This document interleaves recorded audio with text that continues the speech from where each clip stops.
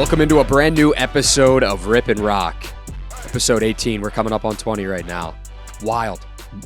Crazy. Kind of flown by, much I like know. the season. Yeah, I mean, when we first started this, it really felt like it was going to be, a marathon. And here we are. It's the final month of the season. Whammy. We're still friends. Well, we weren't friends to start this, but we are now, depending on the day. I'd say today's been a good day for our relationship. But yeah, 1 month of baseball left until the postseason. How about that, Orioles Nation?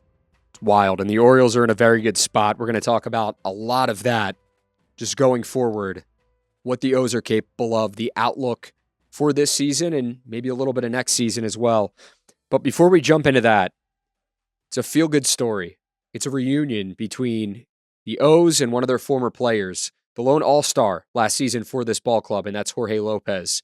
The team claimed him off waivers. We're going to jump into that, look back at the season, the adversity this team's faced, and kind of look ahead to that final month of the year. It's grit and grind time for this ball club, much like it has been all season long. I don't think they're going to stop now. Can the Orioles hold on to the AL East? It's a big question, honestly. We'll give our thoughts. We'll share our thoughts and, what we think this team is capable of going forward. Gunnar Henderson just making another big play. His resume, that highlight reel tape for AL Rookie of the Year, obviously he's already got it locked up, but he's just adding to it. This dude is phenomenal, and he's so talented, and Orioles fans are going to get to enjoy that, watching him play for a very long time here in Baltimore. That's the hope, at least. Rip's tips, still don't know what it is, still don't know what's coming up. Good. But we're going to figure it out. Good, great, grand. And then we will preview the next 6 games on the road for the O's. Little disclaimer here before we dive in. I was about to say that. Are you? Go ahead. But we're still about that our episodes pushed back a day? Was that the disclaimer? Well, not only that, we're recording this on a Saturday before the Orioles take on the Diamondbacks. So we are 2 games back right now. We're in that AL East race too, Rip and Rock are, and we're 2 games back of the O's. No, but for real, so the O's haven't yet played the Diamondbacks. It's Saturday at 6:03 p.m. when we're recording this because somebody, me, is going on vacation next week, so I just mess up the whole schedule. Big debacle here. I'm sorry. Yeah, you know what? I'm glad you said it. You are the problem. I'm the problem. It's me. Yeah, I was about to say you and Tay Swift got something in common. Yeah. But in all seriousness, yeah, life happens, things happen. But we didn't want to miss an episode because we are dedicated to this thing. So we're here for you guys. And but yes, the episode is going to come out more than likely on Tuesday. So just a little bit of a heads up, but it will be out. It will be great and seen. It will be, it will be good, great, grand, as you'd say. Good, great, grand, wonderful. No yelling on the bus for those out there. No yelling on the bus. If you guys can name that movie quote and send it on Twitter, X, whatever you want to call it. I still don't want to call it X. I know we have to. It's getting to that point. But what are our tweets going to be called? Are they going to be called? I don't know. There's you can't call my tweets X's. Yeah, because you have a lot of X's. Well, my exes live in Texas, like I'm George Strait. Oh, goodness. We're getting way off topic here. We don't know what's going to happen with that, but what we do know is happening, Rock, is that Jorge Lopez is back in Baltimore. He is. And this is kind of a win-win situation for the O's because this is a guy they traded last season before the deadline, and they got Yennier Cano, Cade Povich, and 2 minor leaguers back, and Yennier Cano ended up being an all-star this season, so it worked out for the O's. For the Twins, not so much, because I don't know if Lopez was what they expected him to be in Minnesota. They got him last season. He had half a season last year, and then he had half a season this year because they ended up dishing him at the deadline to the Marlins, and with the Marlins, he's just absolutely struggled, and it's sad to see because Jorge Lopez is a guy that you want to root for because he's so likable and just everything about the guy, and he wants to win. And to see him struggle in Miami, it stunk. It stinks. 12 appearances with the Marlins, 9.26 ERA with 8 strikeouts, 11 2/3 innings pitched. So the Marlins then option Lopez to AAA. and he was claimed off the O's by waivers. Here's the catch, though. They do get Jorge Lopez back, and as of this point, he hasn't reported, but he's going to. Yeah. That's at least what we believe. He is not eligible to play on the O's postseason roster because they acquired him after that August 31st deadline. But do you think that Jorge Lopez can help this team out going forward in the bullpen? It's like, can they basically insert him back into, I'm not necessarily saying his closer role that he had last season because he's had his ups and downs. Maybe he needs to get back to that level before they do. But can they get him back to that level? And can we see an all-star caliber, wow, can't speak, Jorge Lopez going forward as the regular season finishes up? Yeah, I think for so many reasons, it's great to see him back just because I believe Jorge has a connection with Baltimore that's more than on a professional level. Personally, a lot of things with just going through that he went with his family, and also when I say personally, a team that also wants to work with you and that they believe in you. And I thought that 2022 season was one where you felt that the Orioles staff after his 21 said, hey, we think your best role can be out of the bullpen and we're going to help you get comfortable with that. And to see him have the year he had and be an all-star, and it was a bittersweet moment then, right? Because then you get traded, and that's a part of the business. But I'm not saying he's going to get back to that all-star form necessarily, Rock. Could he? Absolutely. But can he get back to being a very helpful part in the Orioles bullpen in the future? I think the answer is yes. And the biggest reason why is because he did it with the team in 2022. There is a certain aspect that you can't overlook, and that is continuity and familiarity. And Jorge Lopez is going to have that coming back to this Orioles staff. That also, when you see the team that claims you, I bet Jorge, if there was one team in this whole situation, it's a relief because everything seemed to come together for him there, and that's where he probably might feel like he can get that breath of fresh air back, which he lost, obviously, when he went over to Minnesota and to Miami. So this could be the best, this last month of the season, if he helps out the team, who knows? But this is almost can be the perfect reset for him as he prepares for his 2024 season. No, exactly. And I think he needs this. I think the O's need this because they get a guy back that they have a ton of familiarity with. And that's, a guy that was an all-star and had the best season of his career in Baltimore last season. Like, Jorge Lopez was just one of the fan favorites last season for sure before he got traded, and fans hated to see him go, and they were like, what's happening? There was a lot of pushback from the fan base because they didn't want to see their lone all-star go, but Mike Elias knew what he was doing, and he set this team up for the future, and he continues to do so, and look what they got back. Look at the spot they're in now, and on top of that, they get Jorge Lopez back. So that's obviously huge for the ball club, but looking at Jorge Lopez and his seasons and his ERA, 2 seasons in Milwaukee, he had ERAs both seasons that were upwards of 4. His first year in the league, it was higher than 5.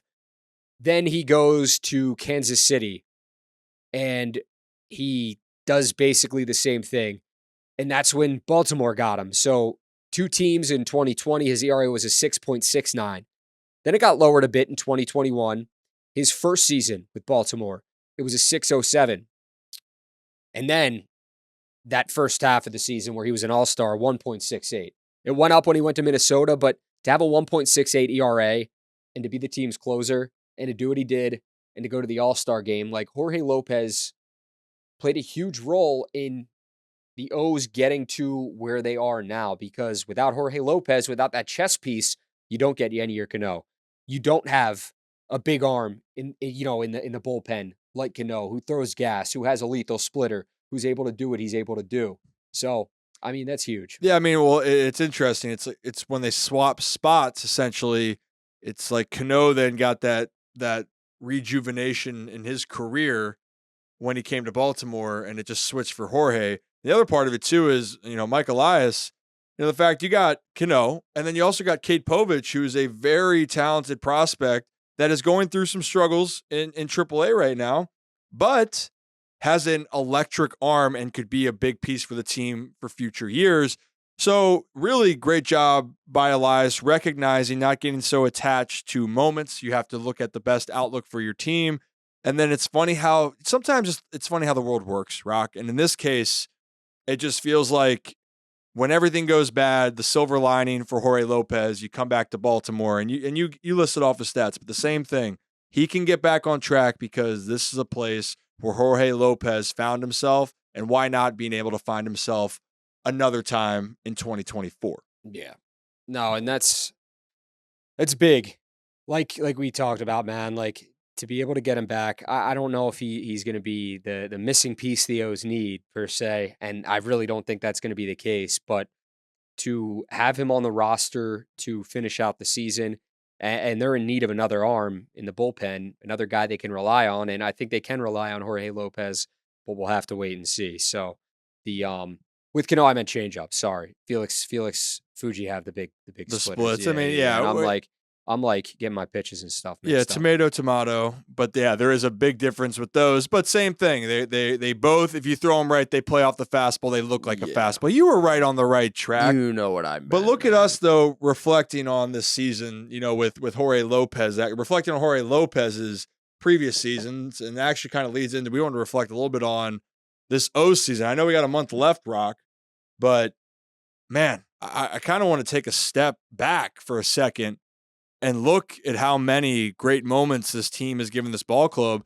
especially the fact that most people thought the Orioles would be one of the teams to finish towards the bottom of the American League East. I mean, Rip, if you were to tell me that the Orioles would be in first place in the AL East on September 2nd, we're doing this pod, I would have told you you're probably crazy, or I would have been like, give me the odds for whoever, the field. If it would have been, all right, you're getting the odds for the O's being in first place or the field, Yankees, Red Sox, Blue Jays, Rays. Sorry, Rays as well. The Rays are the obvious one, but yeah, I would have told you you're crazy, seriously, because this team, to make a jump that they went from, having a winning season for the first time in years to then jumping in and saying, all right, not only are we in first place in the American League or American League East, we're in first place in the AL as well. So that's just kind of unheard of. You don't see many teams do what the O's are doing, but it's a testament to Mike Elias. It's a testament to Brandon Hyde, the players that are coming up, the guys that are doing their jobs, the guys they've added in the offseason, the Ryan O'Hearns of the world, the Adam Frazier's. People can say what they want about Frazier, but he's helped this team in more ways than one this season at big points in time. So guys that they've gotten either this season, in the offseason, or last year at the trade deadline have really helped this team tremendously. Mike Elias, he deserves all the credit of the world. And Brandon Hyde, he truly deserves that American League Manager of the Year. Like, if he doesn't get that, there's something wrong. Yeah, if he wasn't winning it last year, I don't know what else he has to do to win it this year. And not for that case, but to your point, the Orioles, I don't have their exact win total, what it was for 2022, but it was not 83 games, which what they got to, not even close to that number, right? Especially when you think about in 2021, they had 52 wins. You want to go back to then, because 2020 is not really, it was a shortened season with COVID, but you want to go back to 29, they had 54 wins. So in 2 full seasons, the Orioles did not eclipse 54 wins, and then they had a 29 win difference from 2021 to 2022, and now, as we're recording this on September 2nd, the Orioles have the same amount of wins that they had all of last season.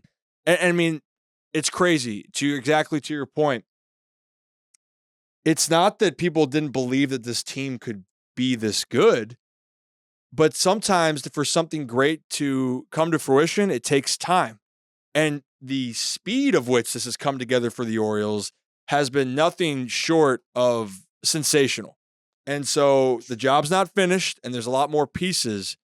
But Orioles fans, this is something, if you could say that when you heard rebuild, sometimes you don't want to think it's going to take that long, but let's just say it takes 10 years, right? You think like a decade of really being fully into the mix, and in 4 years, going into the 5th year, the Orioles now are the top team in the American League. It's amazing. Before I even got here, it was just the Orioles were kind of the laughing stock of the American League, just bottom of the barrel. You'd see Camden Yards empty, even looking at some of the past broadcasts that Masson does. And I know the one they did a lot was during COVID, so that doesn't count. But like the Orioles stadium wasn't much more full than that on a normal day here in Baltimore during the season before COVID. Right. It's to see then that I'm talking about when they were losing. So before, back in the golden days, it was packed. But like that is what this season, like the fans are getting to enjoy it. They're getting to really reap the benefits of everything that this team and being a fan of this team. And that's what you should. When you're a fan of a team that's losing and losing and losing some more, and you stick with them, and it's tough sometimes. And Birdland, I know because I'm a Sixers fan, die hard. Oh. And we've gone through some bumpy seasons, some really bad losing seasons, some seasons where 10, 15 years from now, guys are going to come up on in trivia questions, and you're going to be like, I remember that guy, but I only remember him because I was so loyal to this team and watched them at that point in time. That's how bad they were, though. Guys that you'll probably never hear from again. So to see the Orioles just build and trust the process like the Sixers did, and I really hope that the Orioles get to win a World Series. I don't know if the Sixers are doing that anytime soon, winning a championship because of everything that's going on, but dare to dream. They're trusting the process. They really are. What Mike Elias is doing, post-rebuild, Adley Rutschman, Gunnar Henderson, guys that are coming up. And Elias, he's just picking out players. He's like, I want him on my team. I want him on my team. I want him on my team. And half the time, they're not even close to the best. Sometimes they're the worst player on their team at that point in time. They're bringing him over to the Orioles. Take a Fujinami, for example, and look what they've done. Honestly. Yeah, and I mean, the thing with the... And I snuck Fujinami in there because, I got to get you going on that. That's your guy. Well, you can get me going on that in a second here because I'm still a huge Fuji guy. But again, because you look at what the Orioles do, and this is props to their analytics, it's Elias, their department, even their development team, staff, coaches, everyone, is that they look at something and they feel that they can go out there, and if they can just be able to tinker and fix something, they can have success. And Elias has done that tremendously well of picking guys off of waivers, finding value, right? I've said that a lot with Elias. Big time. Finding value has been something that's really become a skill for him and his staff. And then the other part of it too, and this is the last part of it, is credit to the players to make that next step. Like Kyle Bradish coming over in the trade for Bundy, and the development staff giving him confidence, belief, but then Kyle's got to go walk the walk. And for him to take that step from year 1 to year 2 this year, he went from possibly where does he fit into being a front-end rotation type of guy for the best team in baseball in the American League in the Orioles. Dean Kramer has made his progressions. You're seeing other guys that are starting to find themselves. Like we talked about Felix Bautista, incredible. Unfortunate what happened with an injury. That's part of the game, but developed into the best closer in baseball. You're seeing Gunnar Henderson, a superstar at 22 years old. Those are the types of things that you love. Now with Fuji, what I love is that the Orioles are also looking at upside, ceiling, guys that can really, they harness it right. They can be something that only few pitchers or players can do. And Fuji's still one of those guys. Yes, you can look at the White Sox game and go, well, there he is, Ryan. He's back to just giving up hits. First off, he didn't allow a walk. My biggest thing for him is he's learning to be more around the plate. Number one, he did get hit around in a game where it was a big lead, and you could say, well, the pressure's off. It's not always easy in the sense to go in where you just got to get the final outs and you're up 8. For run scores, it doesn't matter. So what I love the fact is he's at least making them put in play. They earn the runs. But if you want to look at his other outings prior to that, he had, if I'm doing the math right here, Prior to that, he had 5 straight scoreless innings where he had no walks and 7 punch-outs in those. White Sox game happened, 2 earned runs, 4 hits, whatever. He goes back against the Diamondbacks, has a situation where it was a throwing error by Urias, I believe, and he got a full innings in. Perez came in and cleaned it up, but 1 hit, no walks again, and 2 Ks. That's the no walks is key. That's what you want out of your bullpen, out of your relief guys. You would rather someone, you don't want to put free guys on base and just, that just really starts a downfall. I know people hate hearing this and they go, well, guys, don't leave hittable pitches over the plate. Well, as a pitcher or as a former pitcher, even growing up, and then talking to guys that are in professional baseball, they'll tell you if they make a bad pitch and someone makes them pay for it, that stinks. But if they walk a guy and then that guy scores and that was a free pass, that just pisses pitchers off. Yeah. So to see Fuji now since August 16th against the Padres, and that was one that he still gave up 2 runs, he has had 0 walks since that outing. Actually had 1 walk the prior one. Overall, you're seeing him get better.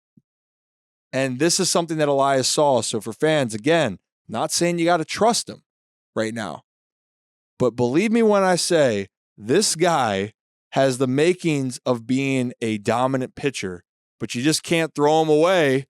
And that's what Elias saw. Mm-hmm. Oakland didn't feel that high on him. They were willing to let him go. Well, guess what? Comes to Baltimore, and Elias could do it again. Just give it some time. No, and that's big. What did you, what were you throwing? What was the radar gun speed when you were a pitcher? Like 62? Woof. Yeah, it was a little bit harder than that. I always had some arm issues. I always threw funky. I think could get up to like 85. I don't know. I didn't sit at 85.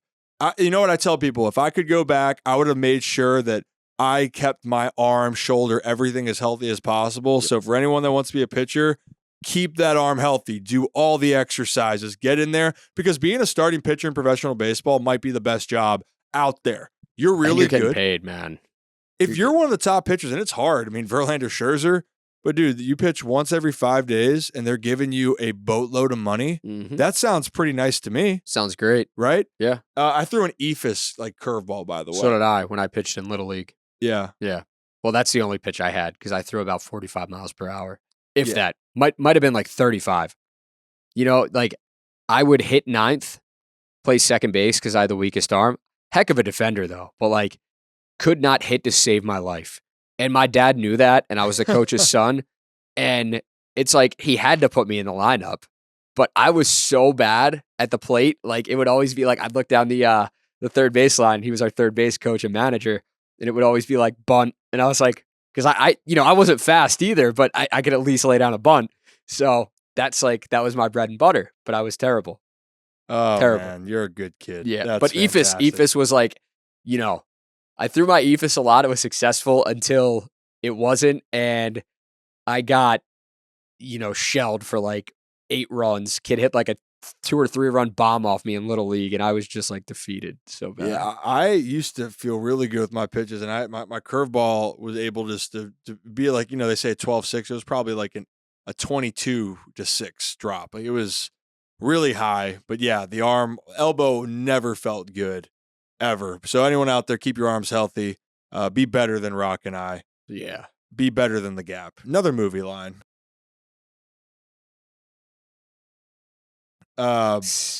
Anyway, we're rambling here. Let's move on here, Rock. What is next on our rundown? You got it, don't you? Or do I? We just basically were, do we talk about the final month of the season? Well, we kind of didn't. We kind of didn't, but we are going to right now. So let's dive into the final month of the season. What you want to see from the O's, how they can be successful and win this American League East Division title, because that's the ultimate goal. Well, I don't want to say that's the ultimate goal, but that is the attainable goal right now. And that's the objective. Exactly. That's exactly what they want to do. So looking at the final month of the season and scheduling and everything along those lines. So the O's are going to wrap up their series in Arizona. They have 2 more. And then when this drops, they will have already played their first game in Los Angeles against the Angels. And then they have 2 more with the Angels, 3 with Boston. They go to St. Louis for 3. The series you want to have circled on your calendar, O's fans, and that is going to be probably the division deciding series. Potentially it could be, depending on what happens. At this point it could, is that 4-game series September 14th through the 17th against the Tampa Bay Rays at home. Because those 2 teams are chasing each other right now. I mean, the O's aren't chasing anybody, but the Rays are hot on their tail. 1.5 games back as we record this, and all it takes is like a 2-game losing streak for the O's, 2-game win streak for the Rays, and they're flip-flopping. So that's not what you want. Every team is going to hit its slump, sometimes late in the season, sometimes in the season, but you want a team to get hot at the right time. And I think, you saw it with the Phillies last season, entering postseason play. A concern I have is the O's really haven't slumped. So should that kind of be a concern? I don't want them to go out and lose like 7 games because that kind of screws them over for postseason play. But I'm saying I still feel like I don't even know where I'm going here with this, but you see teams slump maybe like early August, late August, and then they hit that hot streak as they're going into the postseason. Mm-hmm. I do think we could see that with the O's.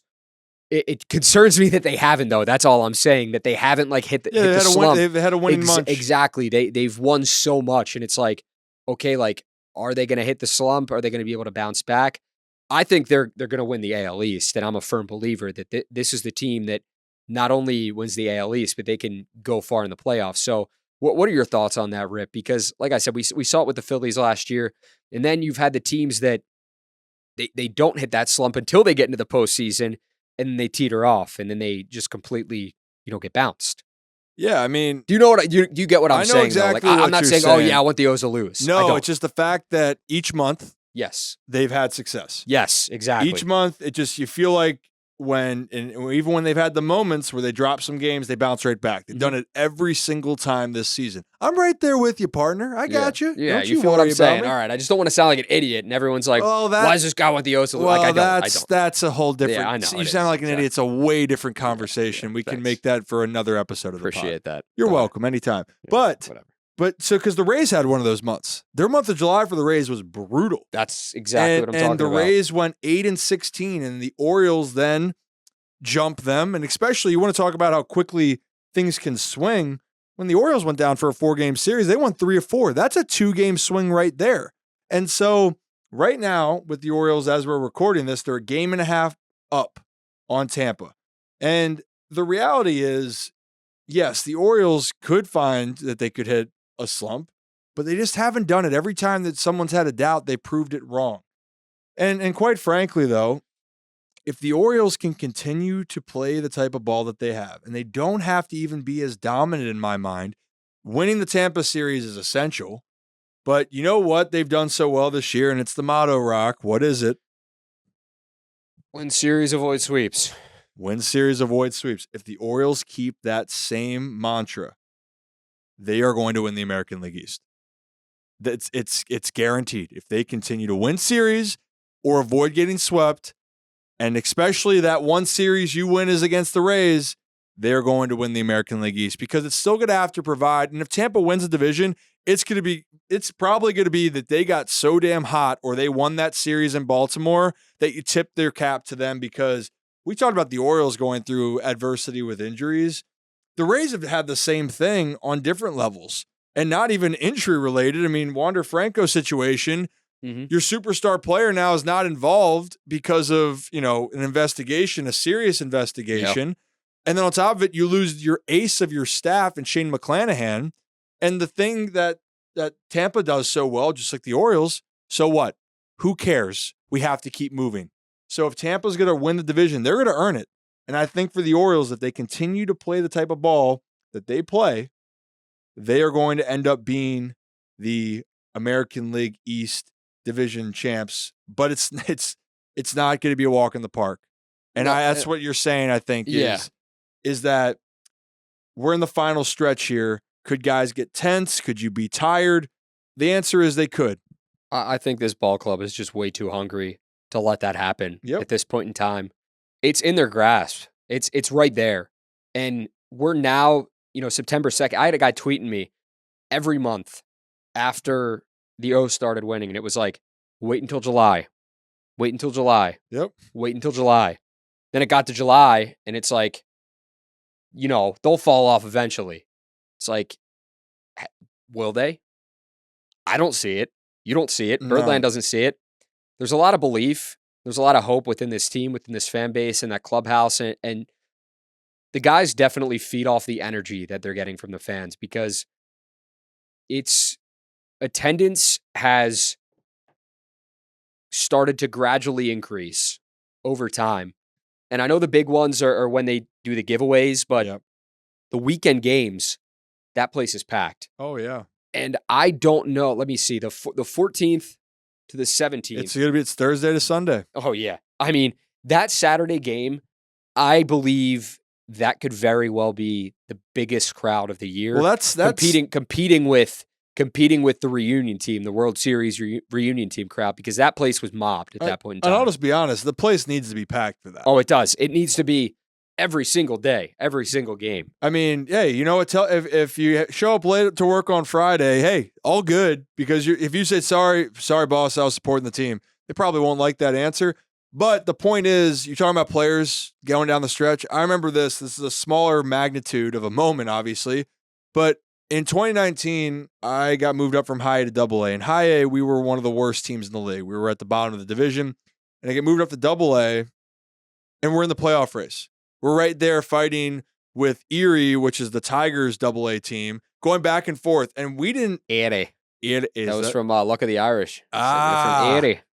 I don't have a really good Irish accent. Neither do I. I think my family's a little bit Irish, but I'm not, last name DeSangro. It's about, Oh, yeah. Yeah. I'm real Irish, right? Yeah. Real Irish. No, but we do have some Irish. Sprinkled in there. No, not sprinkled. It's like maybe I want to say 10 or 15%. Probably sprinkled. Yeah. I don't know. It's from my mom's side. Yeah. My dad's full on Italian. Oh, I meeting your dad. No question about that. Tony Soprano reincarnated. I love it.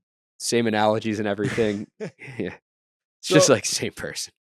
But the point of all this is that series, having everyone there, being packed, being a part of it, that is going to be the closest atmosphere to playoff baseball because of the magnitude of it. And honestly, after that series, the Orioles go on the road.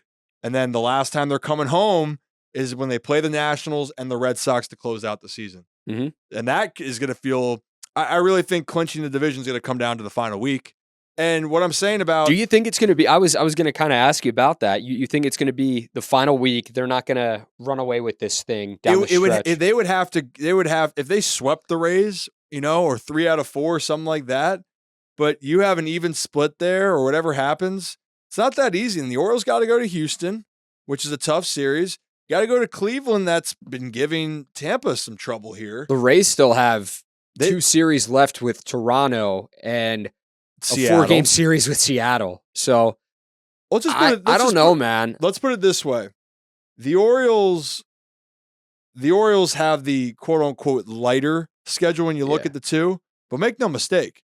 You got to keep playing well because, we're talking about the Washington Nationals end of the year. The Nationals, on paper, you're looking at them and going, well, wait a minute. We know that they're rebuilding. The Nationals are only 12 games under 500 now. They've been one of the better teams in the second half, and especially after the trade deadline.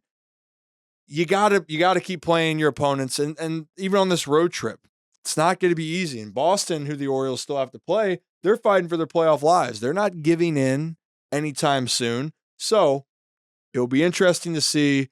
And you just made a point with the Rays. That's why if the Rays do win this division, they'll have earned it 100%. And you can't take anything away. And I love the fact that it's these two teams right now because they really do mirror each other on the sense of they don't care the situation. You can tell them that they're beaten down and they're going to keep going out there and giving you their best effort.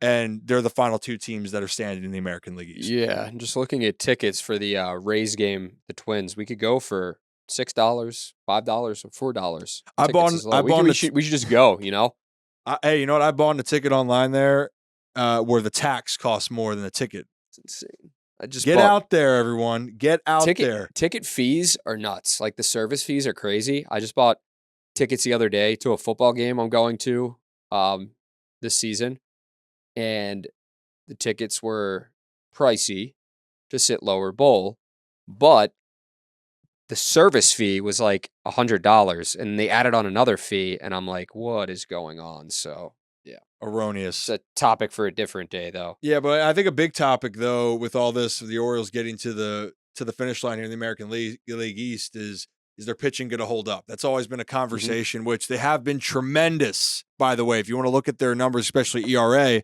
they've been tremendous. But one guy that's been having his up and down moments, especially in the second half or post-trade deadline, has been Kyle Gibson. Yeah, August has not been kind to Kyle Gibson, and he talked about it after his last start. His ERA is up to 7.89 in this month, and that's the worst it's been all season long. And he struggled. He has struggled. He's had a good start and then a bad start, and then maybe two good starts and another bad start.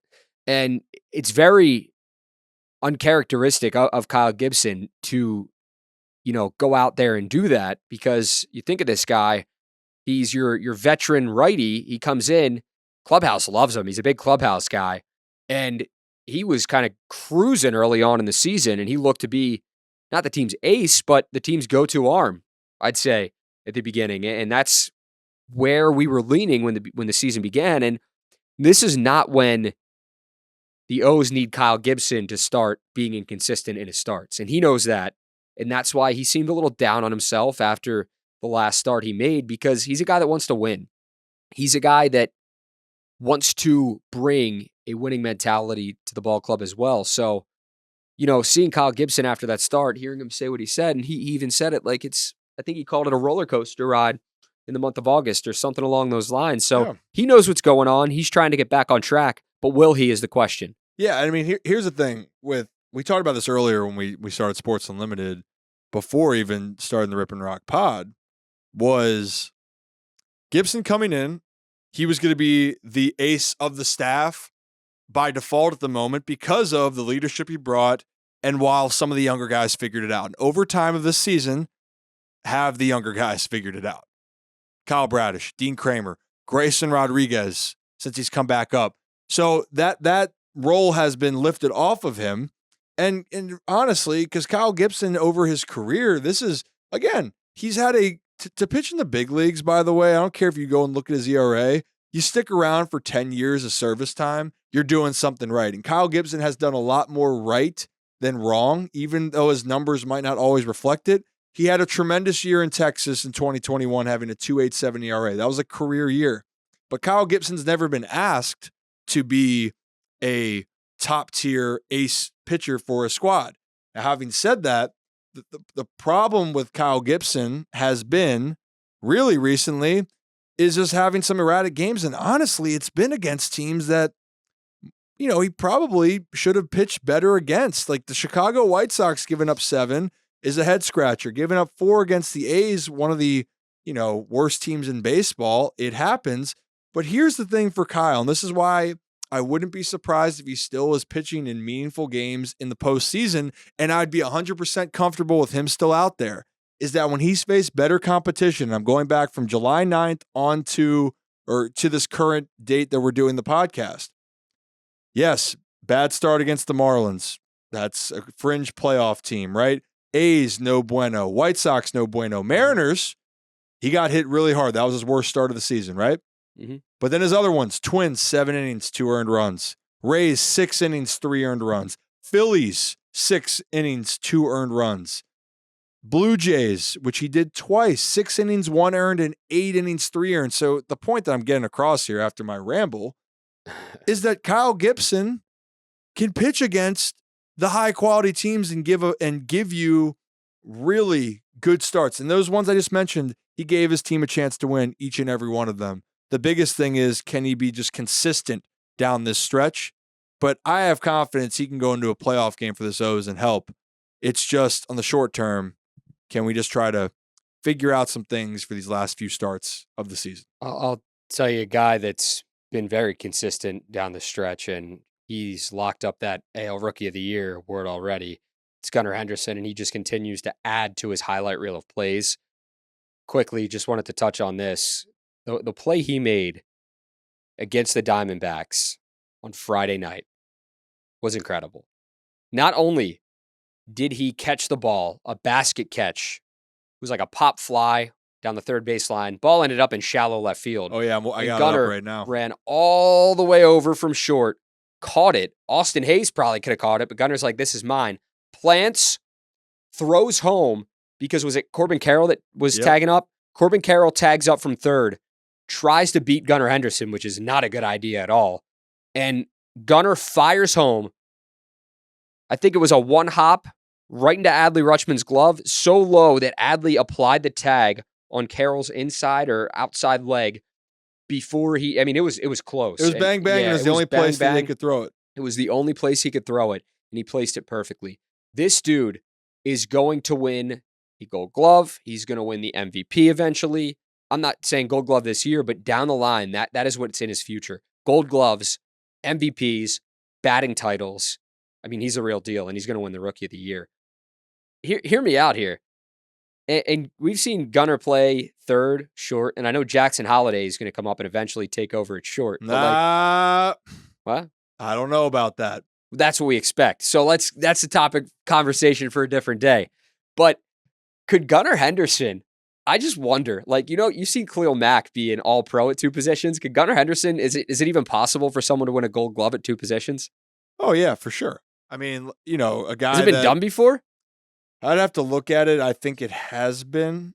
Infield, I don't have it off the top of my head. I'll be honest. You threw me through a loop on that one. Yeah. But for Gunnar Henderson, yeah, I mean, he has a skill set to win one at short, win one at third.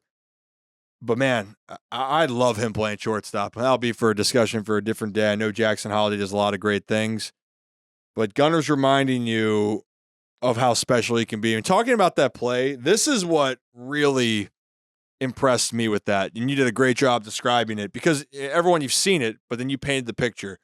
His awareness on the play was ridiculous for me. And if you watch the video, Gunnar's running out there into left field, and then while he's running, you see him look to see where Hayes is and understands that Hayes isn't going to get to the ball.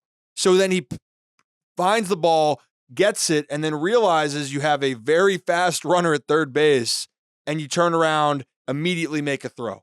That's something that's baseball IQ. That's just natural ability, instinct, and that's what's making Gunnar so special. And it's no secret that the more days he has in the big leagues, the more he's going to figure things out and showcase those skills. But yes, to your point, your question, yeah, Gunnar is capable of doing a lot.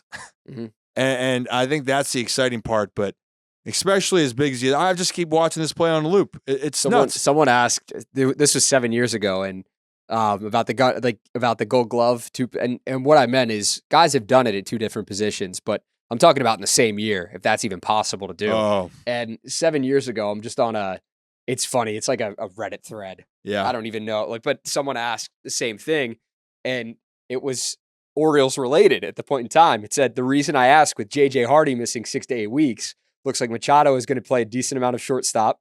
Fantasy owners rejoice. The gained eliteness in his second position. Could Machado end up winning 2 Gold Gloves this year? And that was a question. And now we're, kind of asking the same thing about Gunnar Henderson in the future. If something, hypothetically, but he's so good at both positions. That's the reason I ask. He's so talented, man. You could put him anywhere on the field. Yeah. And he's making plays. And his motor is just so high and so good. And what he does at the plate, oh my goodness. Yeah, he's hitting nukes, and then he's making these highlight reel plays in the field. That has MVP written all over it. Yeah, I mean, that's what he's going to do. The hard thing to win two at the same or 2 Gold Gloves in the same year is just you have to get X amount of chances at the position.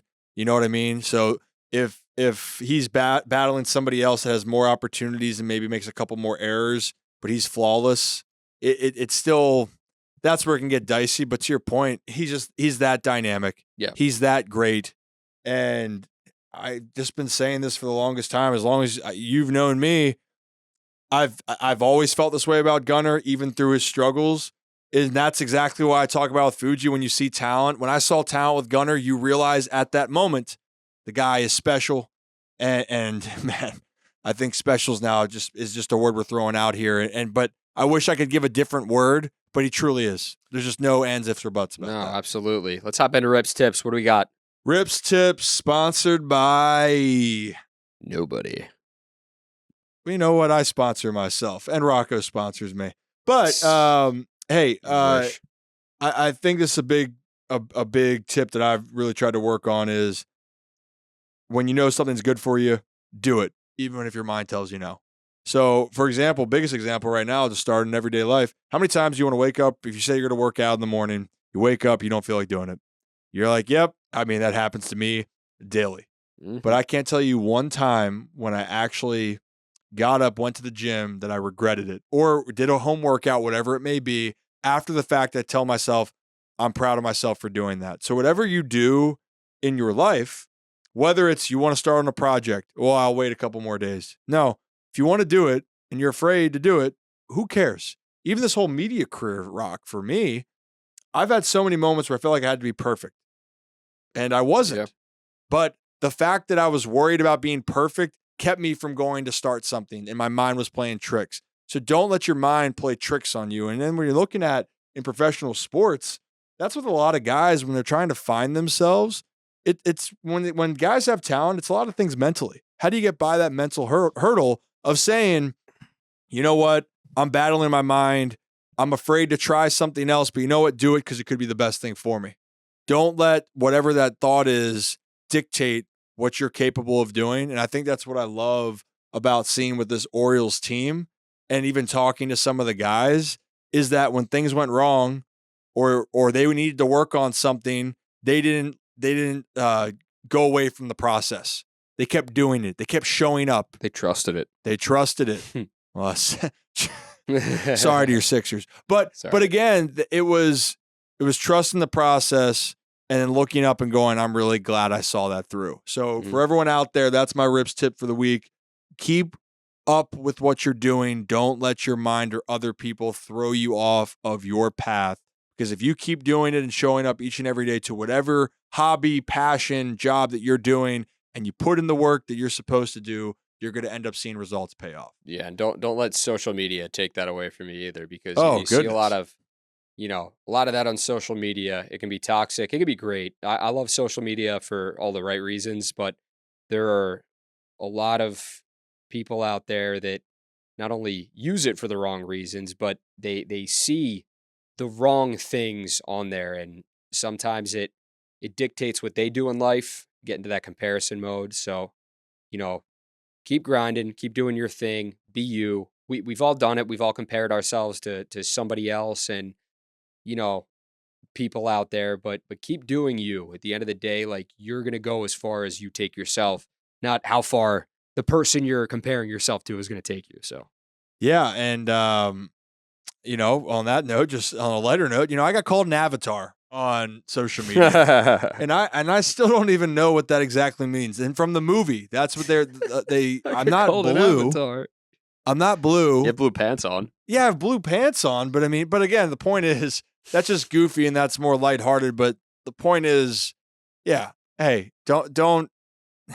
The social media world can be a very interesting place. Tough sometimes. Yeah, but also the real world can be a tough place. Don't let other people dictate yourself. Keep doing you. Keep doing you. That's all I got. I love it. So the Orioles with these next two series, the one series we're going to be in the heart. What? No, it was good. What does that look?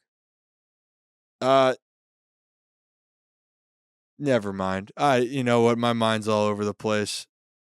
Don't shake your head. I got a sense of something. I didn't know where it was coming from, and I got a little distracted. Why don't you just keep talking about the series?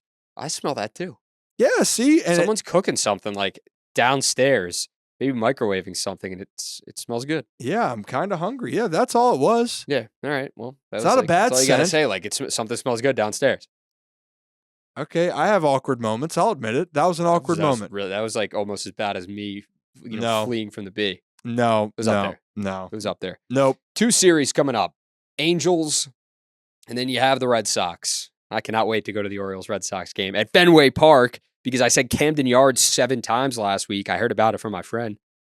Brandon, who listens, he said, "You're an idiot." He's like, "The Red Sox play at Fenway Park." I said, "I know that. My brain just wasn't working, as usual." As usual. I know that, though. But I can't wait. Tickets are honestly, like, cheaper than I thought they'd be.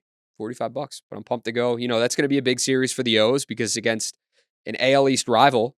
But playing the Red Sox, playing the Angels, what would you like to see from the O's this upcoming week, aside from the obvious win series, not getting swept? Yeah, that'd be neat. The Angels is interesting because they just had their huge fire sale, and that could be a whole different topic, by the way. I don't think there's any. There's not. Of course, the Mets and Padres have been disappointing, and I don't blame the Angels for going all in. But talk about a disappointing sequence, and it wasn't even a full month of the trade deadline to you having a fire sale, and it felt like it just.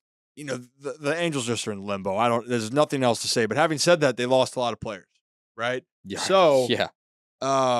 The Angels, that's a series you want to go out there and don't let that one slip away. Boston's going to be a challenge just because Boston does feel more comfortable. They play off the energy in Fenway. They have a better record at home in Boston than they do on the road, slightly.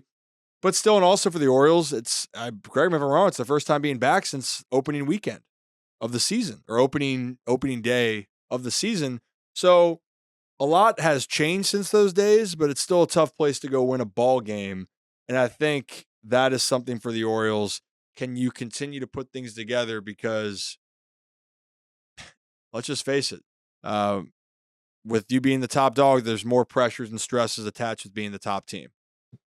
Yeah, no, absolutely, man. You hit the nail on the head right there. And it is going to be, it's hard not to look ahead to that series with Tampa Bay. But right now, the Orioles just have to continue to look at what's in front of them, one series at a time, one game at a time, one day at a time. And I think the AL East is theirs, truly. Yeah, and it's when people try to break down the X's and O's or what's happening, it's like you don't want to overcomplicate things as we get down the stretch here. It's just all you're trying to do is continue to keep that same mojo and not try to get too much. Absolutely. That's going to do it. Episode 18 of Rip and Rock is in the books. I'm shipping up to Boston. Play the tune from the Dropkick Murphys. You know what? I was going to say something. I'll be in Boston this upcoming, Salem and then Boston. Because, well, you better give a picture to the listeners. I'm taking a beautiful picture of Fenway Park. I'm probably going to try to record the national anthem to hear that. It'll, give me basically a barometer of how many O's fans are there at that point in time. And I'm hoping that a ton of them travel up to that Friday night game. I'm sure more will be there on Saturday because it's an easier trip. But Friday night, if you're there, they're there for say hello. Yeah, go bother Rocco. There.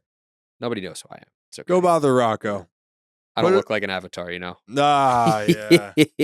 Avi. I'm just kidding. Just call me Avi, everyone. No, but it'll be fun. Fenway Park for the first time at a baseball game.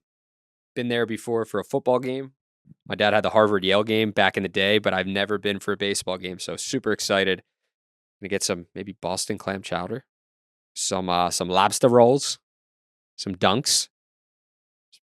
Be a Bostonian. I think that's Boston. Yeah, Boston. Great city. Love Boston. One of my favorite cities to go visit, live there for an off season. You're gonna have a great time. Hopefully you see the O's get some wins, take some nice pictures. Everyone,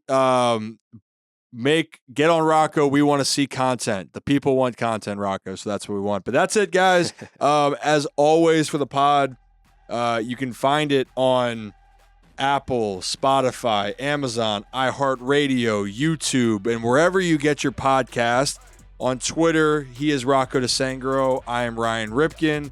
R DeSangro on Instagram. I'm Ryan Ripken because I'm able to keep it is it linear, the term? I don't want to. But I don't want to lose my blue check. I would be Rocco DeSangro, but I don't want to lose the. Yeah, you know what? Which I didn't pay for that one. Hey, on I'm Instagram. checklist. I got grandfathered in. I'm checklist on Instagram. You got to pay for it now. I know it stinks. Yeah, grandfathered in. It's nice. Yeah, it must be nice. You're a good kid. But hey, episode comes out again on Tuesday. Again, that's just how it works sometimes. It will be back to its normal scheduling on Monday in the future weeks. But that's all I got. Thank you guys for tuning in, and we will see you next week for a new episode of Ripper Rock.